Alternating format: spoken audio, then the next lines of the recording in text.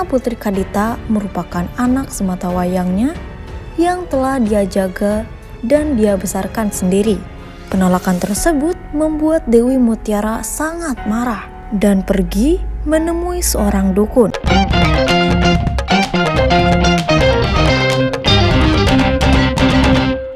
Legenda Nyi Roro Kidul. Nyi Roro Kidul merupakan sebuah cerita yang melegenda di Indonesia. Hayo loh, siapa yang sampai saat ini belum mengetahui tentang cerita legenda ini? Tak usah khawatir, tim Dunia Maya sudah merangkum mengenai cerita yang melegenda ini.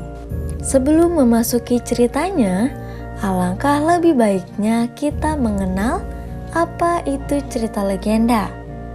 Menurut KBBI sendiri, legenda merupakan sebuah cerita rakyat kuno yang diceritakan secara turun-temurun.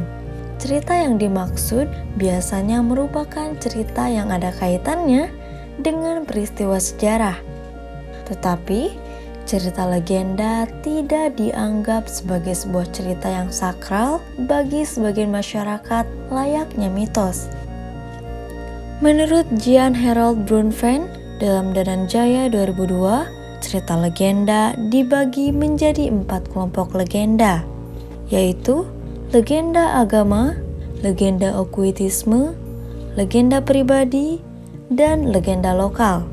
Seperti yang dijelaskan sebelumnya, cerita legenda disebarkan dari mulut ke mulut sebelum dibuat menjadi tulisan. Maka dari itu, sangat sulit untuk mengetahui siapa yang awal mulanya menciptakan ceritanya. Dalam sebuah legenda, biasanya akan terdapat mengenai asal-usul sihir, goib, dan tempat-tempat yang dibumbui dengan karakter beserta sifatnya.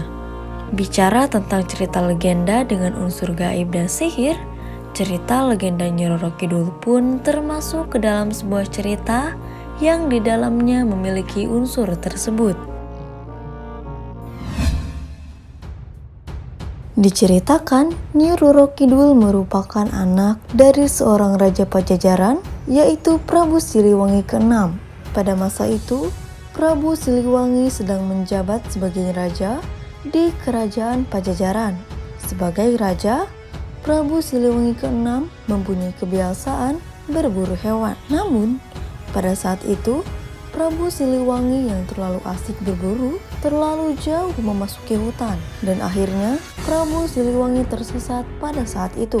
Setelah mencari-cari jalan keluar yang tidak kunjung ditemukan, Prabu Siliwangi memilih untuk beristirahat terlebih dahulu. Dalam peristirahatannya, Prabu Siliwangi melihat seorang perempuan dan tanpa berpikir lagi, Prabu Siliwangi menghampiri perempuan tersebut. Prabu Siliwangi pun berkenalan dan langsung menanyakan kepada perempuan tersebut mengenai jalan untuk keluar dari hutan itu. Perempuan tersebut menanggapi pertanyaan dari Prabu Siliwangi. Perempuan itu akan menunjukkan jalan untuk keluar dari hutan tersebut dengan satu syarat. Akhirnya, Prabu Siliwangi pun menyetujui syarat tersebut. Hari demi hari dijalani oleh Prabu Siliwangi. Seiring berjalannya waktu, Prabu Siliwangi dan perempuan tersebut saling jatuh hati dan memutuskan untuk menikah saja. Waktu berlalu cukup lama, akhirnya Prabu Siliwangi memutuskan untuk kembali ke kerajaannya tanpa sang istri. Namun, Prabu Siliwangi berjanji untuk datang kembali di kemudian hari menemui istrinya. Setelah sampainya di kerajaan, Prabu Siliwangi disambut oleh rakyatnya dikarenakan rakyatnya berpikir bahwa raja mereka telah meninggal setelah tidak kembali dalam waktu yang cukup lama. Setelah berbulan-bulan, Prabu Siliwangi yang telah mengerjakan berbagai pekerjaan yang menumpuk, Prabu Siliwangi melupakan keberadaan sang istri. Hingga suatu malam, Prabu Siliwangi yang sedang tidur terbangunkan dengan suara tangisan bayi. Saat itu, Prabu Siliwangi langsung terbangun dan pergi keluar untuk mengecek suara tersebut. Setelah dicek, ternyata Prabu Siliwangi menemukan bayi yang tergeletak di depan istananya. Prabu Siliwangi lantas menggendong bayi tersebut. Dengan posisi yang masih kebingungan, tiba-tiba muncul asap dan cahaya yang kemudian muncul sosok perempuan yang merupakan istri dari Prabu Siliwangi. Sang istri mengatakan kepada Prabu Siliwangi, bayi itu merupakan anak mereka dan meminta Prabu Siliwangi untuk merawatnya. Setelah mengatakan hal tersebut, istri dari Prabu Siliwangi kembali menghilang. Bayi tersebut tumbuh menjadi seorang gadis yang baik dan juga cantik bernama Putri Kadita. Kecantikan anaknya mengingatkan Prabu Siliwangi kepada sang istri. Namun setelah pergi ke hutan, Prabu Siliwangi tidak kunjung bertemu dengan sang istri. Sementara itu, Prabu Siliwangi yang terus bertambah tua mulai mengkhawatirkan kerajaannya. Singkat cerita, Prabu Siliwangi meminta izin kepada anaknya untuk menikah lagi dan berharap mendapatkan anak pria untuk meneruskannya sebagai raja. Setelah itu, Prabu resmi menikah dengan Dewi Mutiara yang merupakan seorang bangsawan. Setelah pernikahannya, Dewi Mutiara akhirnya mengandung anak laki-laki.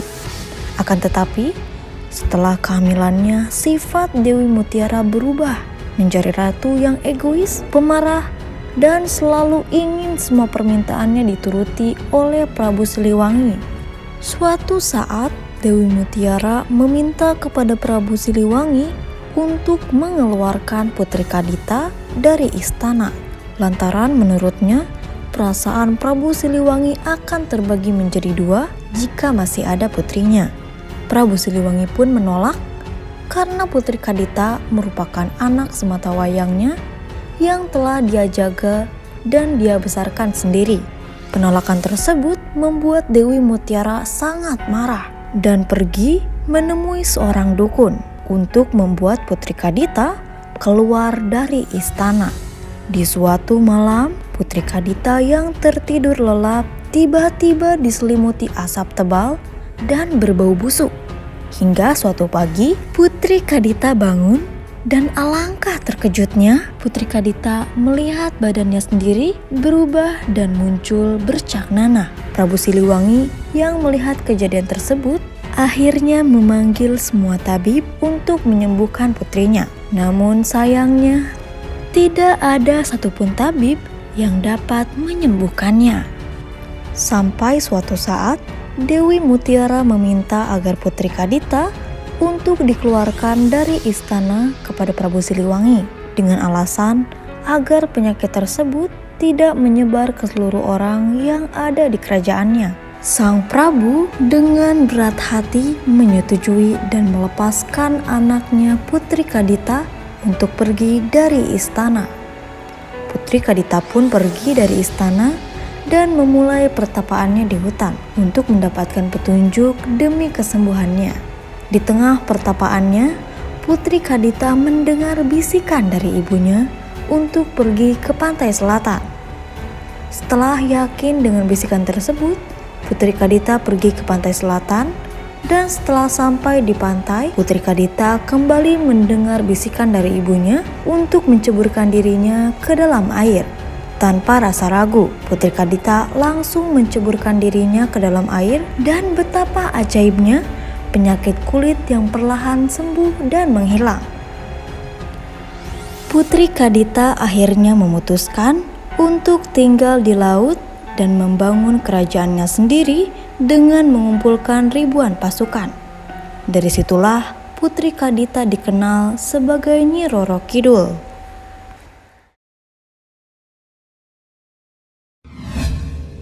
Dari cerita Nyi Roro Kidul tersebut, terdapat beberapa fakta dan mitos yang menarik untuk dibahas. Berikut adalah beberapa fakta dan mitos seputar cerita Nyi Roro Kidul. Istri spiritual raja. Sosok ratu yang berkuasa di pantai selatan, yaitu Nyi Roro Kidul, diyakini merupakan istri spiritual dari seorang pendiri kerajaan Mataram. Seperti yang pernah diceritakan oleh Kanjeng Pangeran Winarnokusumo selaku Wakil Pangagen Sasanewi Lapak Keraton Surakarta, menyebutkan bahwa awalnya Pangeran Panembah Senopati yang saat itu ingin mendirikan kerajaan baru. Lantas, pangeran tersebut pergi ke Parangkusumo atau disebut dengan Pantai Selatan untuk bertapa. Karena pertapaannya, Sang Ratu Nyi Roro Kidul pun terganggu. Namun, setelah melihat Panembahan Senopati yang tampan, Nyi Roro Kidul pun jatuh cinta dan meminta agar Sang Panembah Senopati untuk berhenti bertapa. Dan sebagai gantinya, Ratu Pantai Selatan ini akan membantu dalam mendirikan kerajaan Mataram dan meminta agar Sang Ratu Kidul menjadi istri spiritualnya serta menjaga kerajaan Mataram. Tak hanya sampai di situ, bahwa Sang Ratu Pantai Selatan ini pun diyakini menjadi pasangan spiritual bagi seluruh raja keturunan Mataram. Larangan berpakaian hijau. Mitos ini telah beredar luas di kalangan masyarakat. Peringatan larangan ini diutamakan untuk para pengunjung yang ingin berkunjung ke pantai Parangtritis dan Parangkusumo. Dari mitos yang beredar, pengunjung yang memakai baju hijau diyakini akan menjadi incaran Ratu Nyi Roro Kidul. Tak jarang bagi para pengunjung yang sedang bermain di pantai selatan tiba-tiba hilang ketika memakai pakaian hijau. Dengan kejadian tersebut, diyakini Sang Ratu Nyi Roro Kidul digambarkan sebagai ratu cantik yang menyukai warna hijau. Gerbang pintu untuk menemui Sang Ratu. Diyakini di sepanjang pesisir pantai selatan Jawa Bali terdapat pintu gerbang yang digunakan untuk bertemu Nyi Roro Kidul. Di antaranya yaitu Pantai Pelabuhan Ratu, Keraton Surakarta Hidiningrat, Pantai Sambukan, Pantai Parangtritis, dan Vihara Kalyani Mita. Bahkan tidak sedikit hotel di kawasan pesisir pantai selatan menyediakan kamar khusus untuk Sang Ratu. Yang paling legendaris yaitu kamar nomor 327 dan 2401 Hotel Grand Bali Beach.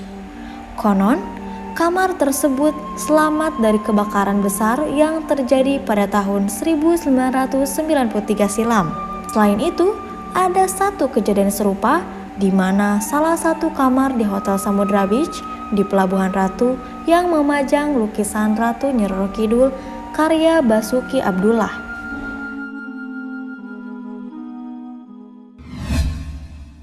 Sedekah Laut. Acara tahunan sedekah laut kerap diselenggarakan oleh para nelayan untuk menghormati sosok Ratu Pantai Selatan. Acara yang diselenggarakan setiap tanggal 6 April ini berisi persembahan sesaji seperti kepala kerbau, buah-buahan, sayuran, serta hasil tanam dan ternak lainnya.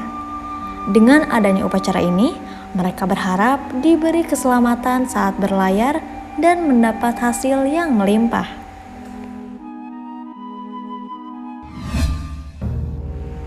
Nah, itu dia guys cerita legendaris dan beberapa fakta serta mitos tentang Nyi Roro Kidul. Nantikan terus channel Dunia Maya yang update setiap hari.